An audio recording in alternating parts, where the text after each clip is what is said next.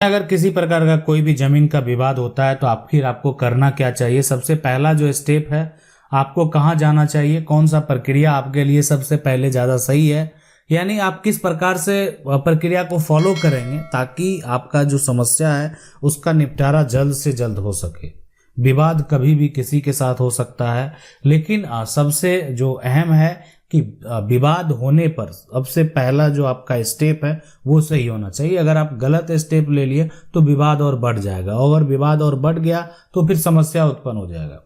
तो इसलिए विवाद को बढ़ाना नहीं है। अगर किसी प्रकार का कोई भी विवाद है तो आपको पहले समझना है कि आखिर आपको करना क्या चाहिए। क्या आप उस प्रक्रिया को इस तरह से फॉलो कर रहे हैं या नहीं कर रहे हैं। अगर आप इस तरह से फॉलो करेंगे तो आपका विवाद जो है वो जल्द से जल्द खत्म होगा। आपका जो समस्या है, समस्या का हल है जो है वो जल्द से जल्द हो जाएगा। तो आखिर आपको क्या करना है, तो चलिए उसको समझते हैं। सबसे पहले ये कि जो विवाद है वो किस प्रकार का विवाद है। कोई आके आपकी जमीन को कब्जा कर रहा है, ठीक है, कब्जा कर रहा है, या मान लेते हैं कोई आपकी जमीन का जो है एक तरह से बेच रहा है। तो बहुत तरह के कारण हो सकते हैं विवाद का। कोई मान लेते हैं आपकी जमीन को जो है पूरी कब्जा नहीं कर रहा, थोड़ा पार्ट में जो है वो कब्जा कर लिया है, या आपका कोई फसल जो है वो बर्बाद कर दिया है ना। तो ये सभी समस्याएं हो सकते हैं। अब कोई भी समस्या का विवाद है, अगर आप हैं तो क्या करेंगे, आप जाके उससे मारपीट तो नहीं करने लगेंगे, है ना आप डायरेक्ट जो है पहले वकील के पास तुरंत जाएंगे। विवाद हुआ, सबसे पहले आप उसका सामना करेंगे, ठीक है, और उसका सबूत इकट्ठा करने का प्रयास करेंगे। मान लेते हैं कोई आपको कब्जा कर रहा है फिर भी बाद में धमकी भी दे रहा है, आप उसको रोकने जा रहे हैं, तो उससे मारपीट करने से अच्छा है कि आप सबूत तैयार कर लें उस व्यक्ति के द्वारा आपको क्या कहा जा रहा है, ठीक है। सबूत तैयार जरूर कर लें, है ना। अभी तो डिजिटल प्लेटफॉर्म है, हर व्यक्ति के पास मोबाइल है, कैमरा है, आप चाहे तो उस व्यक्ति का स्टेटमेंट को रिकॉर्ड भी कर सकते हैं कि आखिर आपको वो किस तरह का जो है तरीके से परेशान कर रहा है। तो सबूत बेहद जरूरी है। दूसरा क्या करना है आपको, एक तो हो गया कि सबूत आपको ले आना, ठीक है। सबूत लाने के बाद ठीक है आप सबूत ले आए, उसके बाद क्या करना होगा, तो उस व्यक्ति के खिलाफ आपको एफआईआर जरूर दर्ज करा देना चाहिए, ठीक है। अब आप है कि एफआईआर कहेंगे कि एफआईआर तो आपने दर्ज करवाया, उस पर किसी प्रकार का कोई एक्शन नहीं लिया गया, आप उसका रिसीविंग रख लें। आप एक उसका अब आप कहेंगे कि रिसीविंग में नहीं दिया जा रहा, तो ये हम बताए हुए हैं कि आखिर आपको क्या करना है। अगर आपको रिसीविंग नहीं मिला है तो आपको क्या करना है वो हम डिटेल से बता चुके हैं। एफआईआर करने के बाद जो रिसीविंग है वो आपको प्राप्त कर लेना है। अब रिसीविंग जो है वो प्राप्त करने के बाद अगर किसी प्रकार का कोई भी कार्रवाई नहीं होता है, किसी प्रकार का जो है पुलिस प्रशासन के द्वारा एक तरह से रिपोर्ट बनाकर मजिस्ट्रेट के पास नहीं भेजा जाता है, तो आप खुद जो है एक तरह से मजिस्ट्रेट के पास जाकर और उस पर जो है केस फाइल, व्यक्ति के ऊपर आरोप लगा सकते हैं और आप अपना सबूत भी जो है पेश कर सकते हैं। आरोप उसका जो भी है, जिस प्रकार से भी है, आप सबसे पहले जो एफआईआर करने के बाद आप चाहें तो डायरेक्ट भी मजिस्ट्रेट के पास जा सकते हैं, नहीं तो आप क्या करेंगे, सबसे पहले है ना जो आपने एफआईआर किया उसके बाद एडवोकेट के पास जाएंगे और उसके बाद जो है ये प्रोसेस मजिस्ट्रेट के पास आप जा सकते हैं। तो ये बेहद जरूरी होता है, ये बीच का स्टेप जो है कि आप जाके इंस्टेंट उस पर आरोप लगा सकते हैं कि ये आपको इस प्रकार से परेशान कर रहा है, मारपीट कर रहा है, गाली गलौज कर रहा है, तंग कर रहा है, आपका फसल बर्बाद कर दिया है, या आपका रास्ता को रोक दिया है। बहुत तरह की समस्या हो सकते हैं। विवाद में सिर्फ ये 3 समस्या ना लें, बहुत तरह की समस्या हो सकता है और सभी समस्या के लिए इस प्रक्रिया को आप फॉलो कर सकते हैं।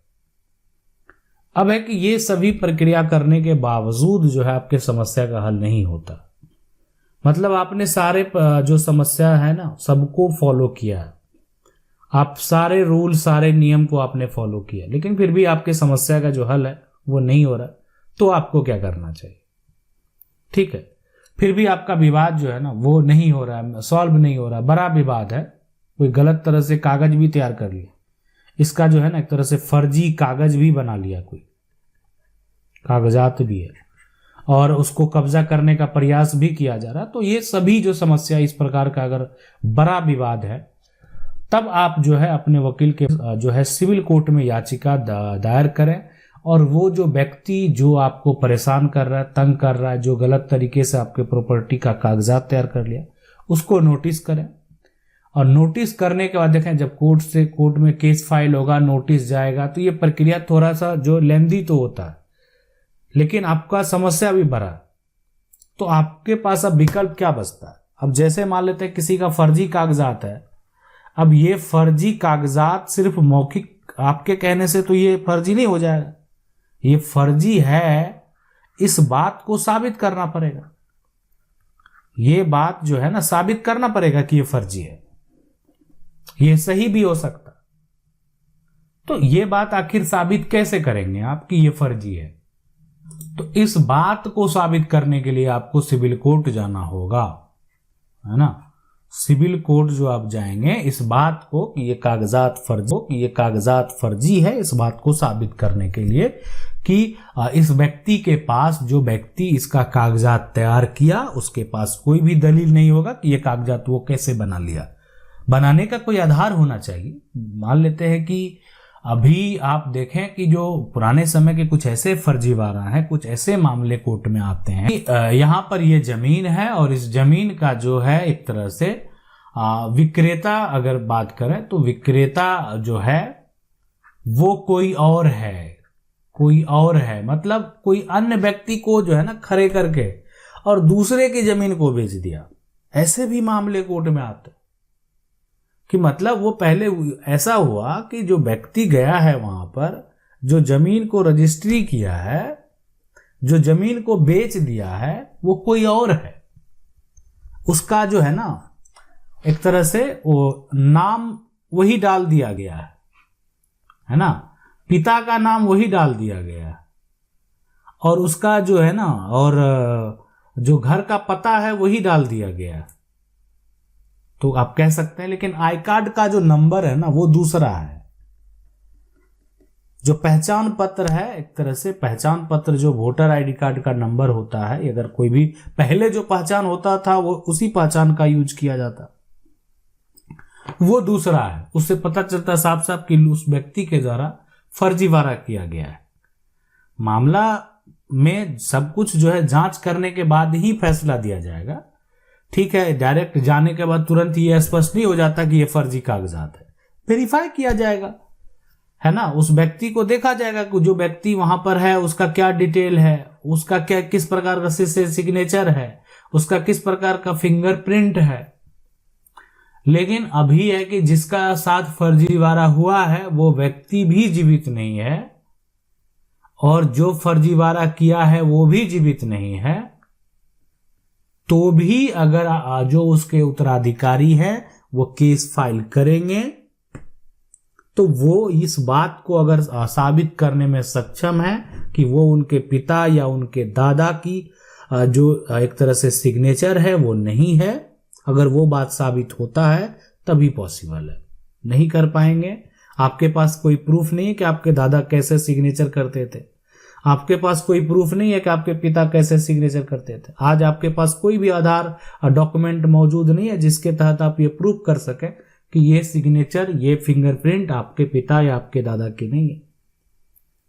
तो अगर ये जब आप साबित नहीं करेंगे तो ये फर्जी कागजात बनेगा कैसे। तो ऐसे ऐसे मामले आते हैं, यानी जमीन किसी और का बेच कोई और दिया, और जो संपत्ति का माल भी नहीं चला, और कुछ समय बाद जो खरीदा वो संपत्ति पे जो अपना दावा पेश कर दिया और संपत्ति को कब्जा कर लिया, और समय जो है अपना जो है कुछ समय बाद, एक तरह से बहुत लंबे समय के बाद जो है कोई व्यक्ति आके और कागजात दिखा के और अपना दावा पेश कर देता, वो अपना दाखिल खारिज और मोटेशन भी करवा लेता।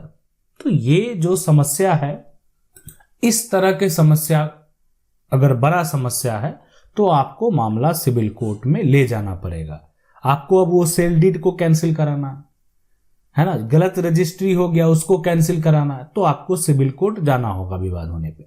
लेकिन मामला छोटा, आपको इस पे रोक लगाना है, ठीक है। कोई भी व्यक्ति इस पे फसल नहीं लगाएगा, है ना, फसल नहीं लगाएगा, तो आप मजिस्ट्रेट के पास से 144 करवा सकते हैं उसके। आपने क्या किया, उस पर रोक लगा दिया फिलहाल कि कोई भी आकर इस पे जो फसल नहीं लगाएगा, ताकि अब विवादित जमीन है, विवादित जमीन पे आप कुछ नहीं कर सकते, करेंगे तो फिर दिक्कत होगा। आशा करते हैं वीडियो अच्छा लगा होगा। वीडियो को लाइक जरूर कर दें, चैनल को पहली बार देख रहे हैं सब्सक्राइब करके जो बेल आइकन है उसको जरूर दबा लें। मिलते हैं अगले वीडियो में, तब तक के लिए जय हिंद।